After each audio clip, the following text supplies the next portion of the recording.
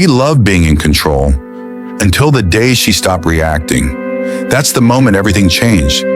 Most people think narcissists are loud, dramatic, easy to spot. But the truth, the most dangerous ones don't shout. They manipulate in silence. They charm. They love bomb. They guilt trip. And they convince you that you are the problem. But this story is about a woman named Elise who walked straight into a narcissist's trap and then found the one method he never expected. She didn't yell. She didn't argue. She didn't expose him. She simply stopped feeding the monster he had built inside himself. And when she did, his entire world collapsed. This is how she did it, and the psychology behind why it worked. Elise met Daniel on a rainy Tuesday afternoon. She was at a bookstore, standing in the self-help section, ironically, reading a book about emotional boundaries. Daniel walked up with a smile that looked warm enough to melt the clouds outside. He complimented the book in her hand, joked about how he totally had his life together, and within 5 minutes, he made her feel like she was the most interesting woman he'd ever met. And Elise wasn't used to that. Daniel seemed attentive, engaged, curious. He asked questions, not small talk, but meaningful ones. What's your biggest fear? What's the worst thing someone ever did to you? What's your definition of love? Questions that make you feel special, but are really questions a narcissist uses to gather ammunition. This was the love bombing phase, the honeymoon period narcissists excel at, a perfect cocktail of charm, attention, vulnerability, and intensity. He texted her every morning, brought flowers just because, talked about a future together after only 2 weeks. It felt magical. It felt fated. It felt like a movie. But what Elise didn't know, what nobody knows in the beginning, is that narcissists don't bond with people. They bond with the supply people give them: attention, admiration, and emotional reactions. And Elise gave him all of that without knowing she was feeding a bottomless pit. The first red flag came subtly. One night they were supposed to meet for dinner. Elise arrived early, texted him, and waited. 10 minutes passed, then 20, then 30. No message, no apology, nothing. When he finally showed up, he acted like she was overreacting. "Relax," he said with a smirk. "You're too emotional. Why do you always assume the worst?" A classic narcissistic move. Hurt you, minimize it, blame you for feeling it. Another time, he made a joke about her career in front of his friends. She pulled him aside afterward and told him it embarrassed her. His response? "You're too sensitive. You can't take a joke. You're impossible to please." The pattern was forming. He disrespected boundaries, then blamed her when she noticed, then turned every concern into a flaw in her personality. This is gaslighting, the slow erosion of someone's confidence in reality. But because the love bombing was so intense in the beginning, Elise dismissed these red flags. She believed the version of him he showed her first, not the one he was slowly revealing. This is how narcissistic cycles work. They give you heaven, so when they hand you hell, you'll doubt your own senses. The first real blow came one weekend when Elise confronted Daniel about something simple. He had forgotten her birthday plans. He didn't defend himself. He didn't apologize. He didn't argue. He simply disappeared for 3 whole days. No texts, no calls, no explanation, and the silence felt like punishment.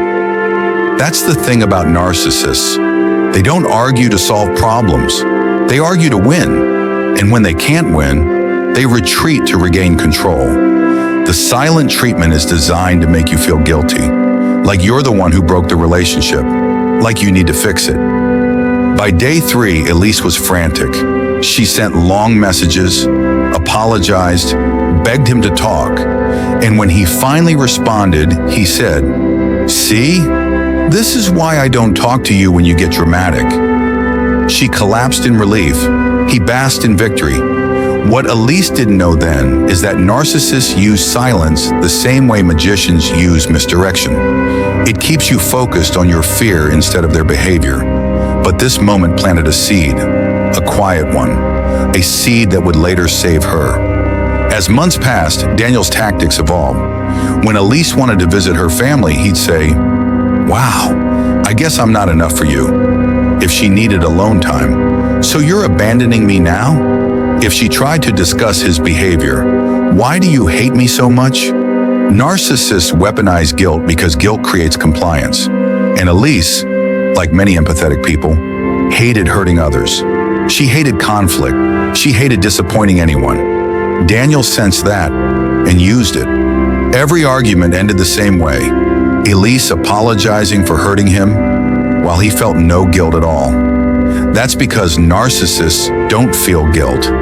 They feel wounded pride. They don't fear losing you. They fear losing control over you. But one night the pattern broke. She said very quietly, "Daniel, I'm starting to feel like I don't recognize myself anymore." And for the first time, he looked nervous. Because narcissists know that moment. The moment their supply starts waking up is the beginning of the end. The turning point wasn't dramatic. It happened at 2 a.m. on a Tuesday.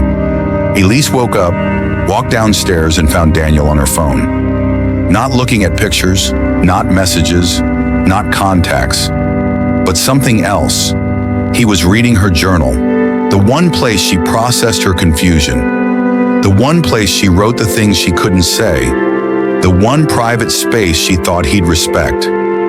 When he realized she'd caught him, he didn't apologize. He didn't look guilty. He looked angry. "Why are you writing lies about me?" he yelled. But Elise wasn't listening to the yelling. She was listening to something else. Her intuition, her exhaustion, her confusion, and something deeper, something instinctual, telling her she needed to protect herself. She picked up her journal, walked past him, and went upstairs without a word. For the first time, she didn't react. No tears, no defending herself, no apologizing, nothing. She didn't know it yet, but this was the moment she took her power back. Elise spent the next few weeks observing him, like a scientist watching a pattern. She started noting down his tactics. When he used guilt, when he used silence, when he love-bombed, when he mocked her, when he minimized her feelings, when he blamed her for the things he did. And by documenting it, she did something incredibly powerful. She removed the emotional fog. She removed the confusion. She stopped taking his behavior personally. Documenting a narcissist breaks their spell because clarity destroys manipulation. Then, step by step, she began implementing the one strategy narcissists can't defeat.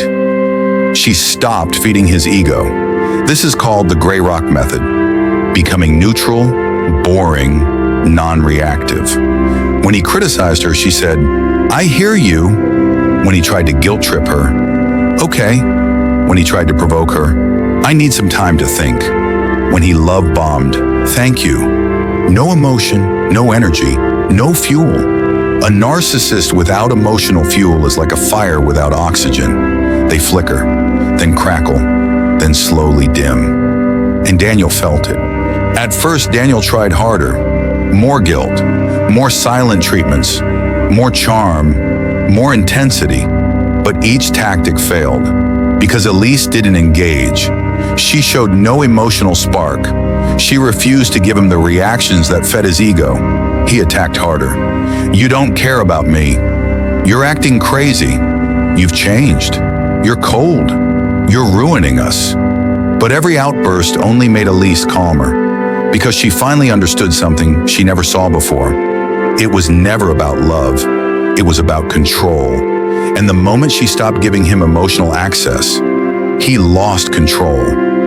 Now Daniel was the anxious one, the insecure one, the desperate one. He started checking her phone, watching her every move, asking if she still loved him, telling her he'd fix everything. It was the collapse of the narcissistic supply. The emotional implosion that happens when a narcissist realizes their power is gone. And that's when Elise made her exit, quietly, calmly, without explanation. Because the safest way to leave a narcissist is when they no longer see you as a threat or a source of supply. People often ask, did he try to come back? Of course he did. Narcissists always circle back to past supply. He sent long messages. I miss you. I've changed. Nobody cared like you. You're the only one who understands me. But she knew the truth now. He didn't miss her. He missed the version of her who tolerated his behavior. So she stayed silent. Because that's the real escape. Not running, but no longer reacting. Elise didn't win by fighting. She didn't win by arguing. She didn't win by exposing him. She won by doing the one thing narcissists can't survive. She stopped feeding the ego that controlled him. And once that happened, his power collapsed. This is the lesson. You don't win by fighting a narcissist. You win by not playing. Thank you for watching. If you found this story helpful, subscribe for more psychological insights, real human stories, and dark psychology breakdowns.